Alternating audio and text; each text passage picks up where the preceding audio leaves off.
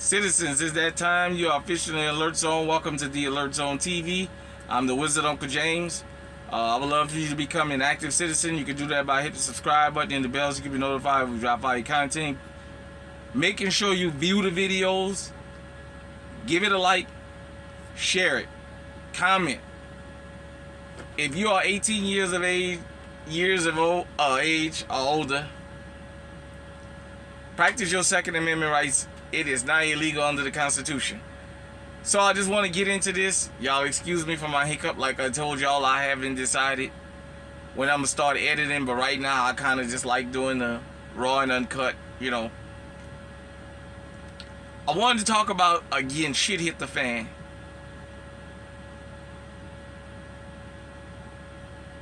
True allies, real backup.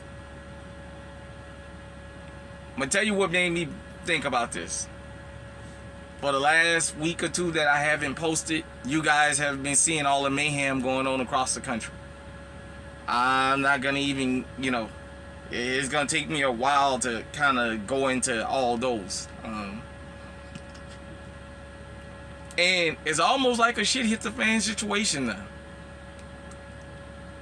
And I wanted to bring and address something about shit hitting the fan. The reason I said true allies, real backup. Or real backup, true allies, whatever. Made me think about something. Hurricane Katrina. And I know a lot of y'all might be like, oh, you going back to that again? There was a lesson learned, millions of lessons learned from Hurricane Katrina. But me being a New Orleanian, there was one thing that happened during Hurricane Katrina that don't get talked about a lot, and I think outside of the New Orleans area, a lot of people don't even know this went on. A lot of people found out they didn't have real allies and true support. I heard all the stories about, why them people didn't get out of there. If they know it floods like that, they should have fucking left, blah, blah, blah, blah. There was a lot of people that had SUVs. If you're old enough to know what the 90s and the early 2000s Suburbans look like, they were pretty big. The Expeditions and all that, Tahoes. There were people that left New Orleans that it was just them and their one kid, them and their two kids in a Suburban. All the room in the world that had family members and close friends that begged for a ride out, and they refused to give them one. Why you bringing this up,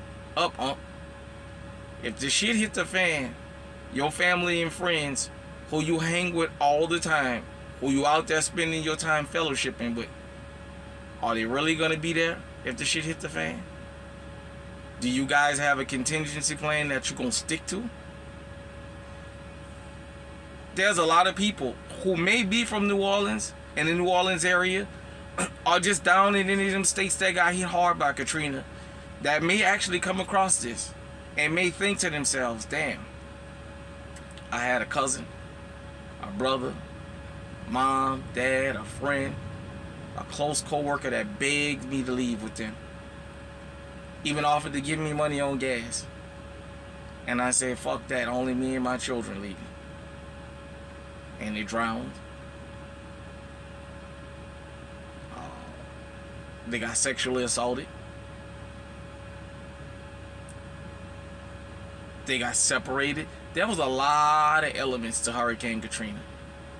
Hurricane Katrina was an event like as though the world was coming to an end.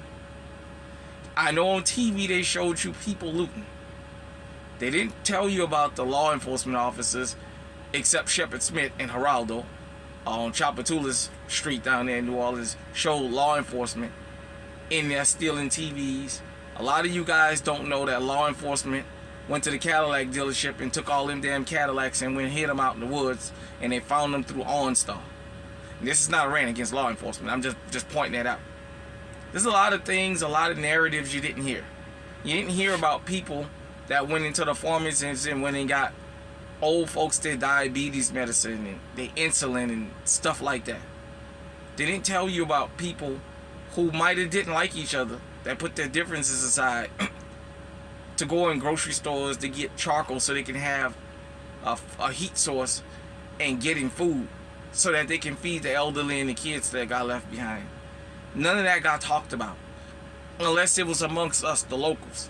That's not the narrative that was put out there on the news.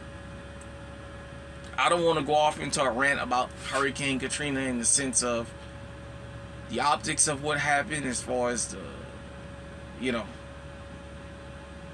but I wanted to use this time to point something out. If the shit hits the fan, your close friends and relatives, are they really going to back you up? If you're the one that doesn't have a ride, but you have a large family, are they willing to make their family uncomfortable and squeeze in the car with you, or are they going to tell you you're on your own? Do you guys have a contingency plan, or if you get stuck in the house, the kids and the women, and the men have to go out there and go hunt for food? Do you really have a guy standing next to you that you can trust? Let me add another twist into it. This one is going to kind of be controversial, but it needs to be said. For some of y'all out there, are you willing to put race and ethnicity aside for survival? I'm just asking. Why are you bringing that up? There's a lot of people that feel a certain way about other groups of people. And if the shit hit the fan and other groups of people reminded them, you remember this, you're on your own. Could you handle that?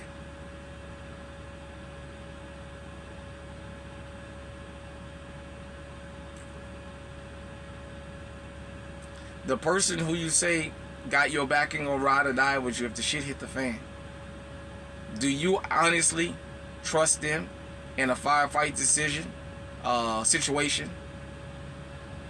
to open fire to protect you? Are you 100% sure that person that you had this discussion with is going to open fire? Are you 100% sure they even know how to shoot?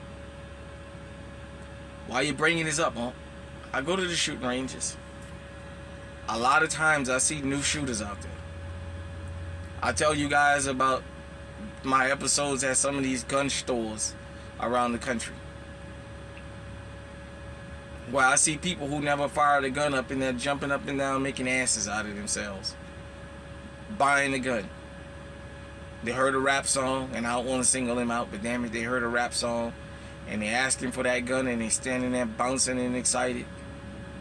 And when the shit hit the fan, they'll blow you off. They'll shoot you in the back of your fucking head because they've never fired a gun before. Your contingency plan.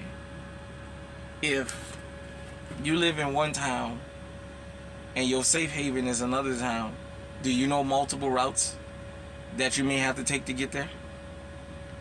Are you fully prepared for shit hit the fan? I'm just asking, and I'm bringing this up because, as I said, there's a lot of people during that hurricane that left people behind that was close to them, or they said was close to them, that begged for a ride out. A lot of y'all don't know, before Hurricane Katrina, a lot of people in New Orleans didn't have cars. There was people that begged and begged and begged people they knew for a ride out. And because a fucking 30-year-old didn't like something a 6-year-old did 2 years ago, they I told them, fuck y'all, because I don't like your child. Some of them children drowned. Some of them children are fucked up in the head from the aftermath, the PTSD of that.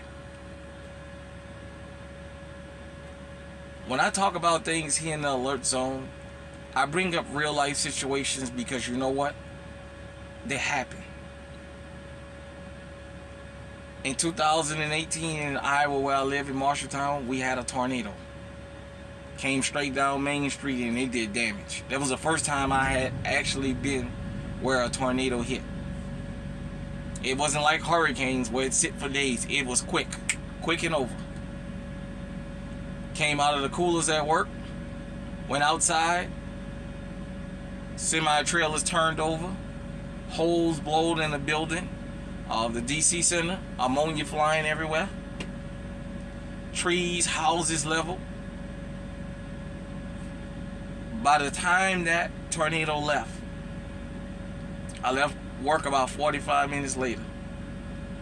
There was already people out at the different houses with the generators going, with the water, getting their grills going because the power was out in some parts of the town, to feed the people while the family or the friends got together to either try and repair the roofs right away for those who had roof damage, or to get the tarps put up, or they all got together and said, okay, this house was the one that survived the best. We all gonna stay here until we get it figured out.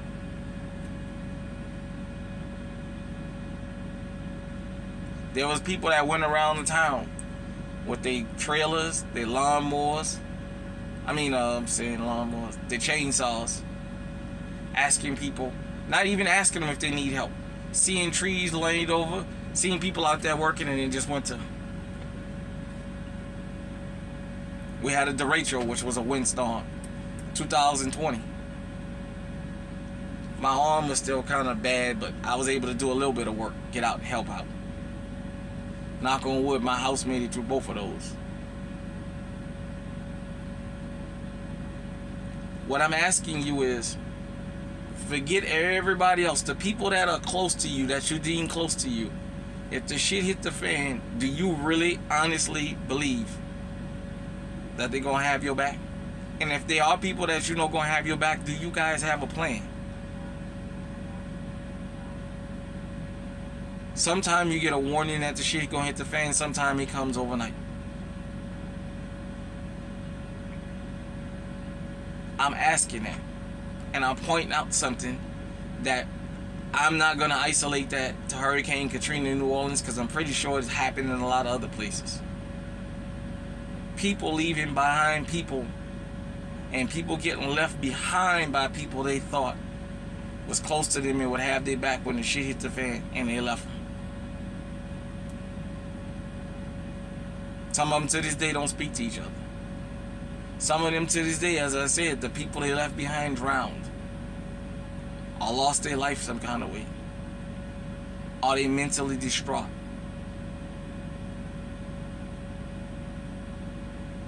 Ask yourself, one more time, when the shit hits the fan, do you have real allies? True backing.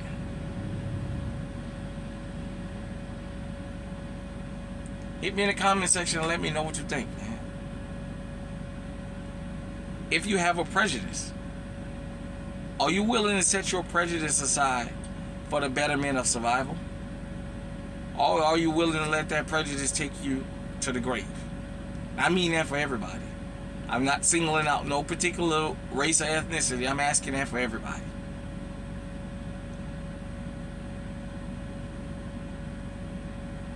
It's happened, and people have had to swallow their hell. They talk about it in the military, how these guys, some of them have blood hatred for each other, and when the shit hit the fan and they got to go out there in the field, they back each other up.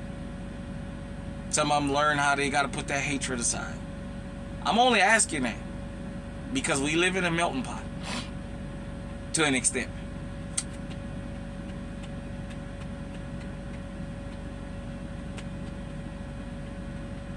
The people you made enemies out of, are you willing to put your differences aside? The people you say you gonna really ride for, the ones, even the ones you know they don't have the financial means that you have, if the shit hit the fan, and I mean really hit the fan, are you willing to help them out? Or are you gonna leave them stranded?